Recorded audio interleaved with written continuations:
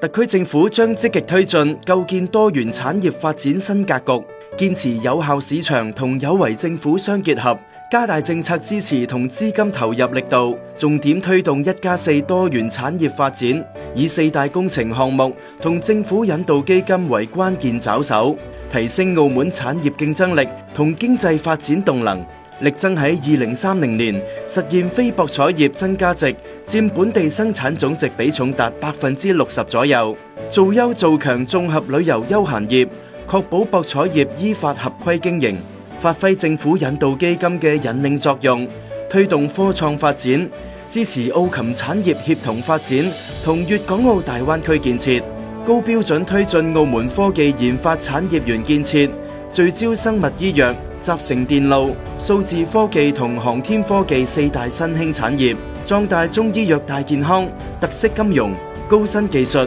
會展商貿同文化體育等重點產業，推動產業多元發展，加快數字經濟發展步伐，大力支持傳統產業轉型升級，完善企業服務體系，打造更具競爭力嘅營商環境，深入實施扶持政策，推動中小企業高質量可持續發展。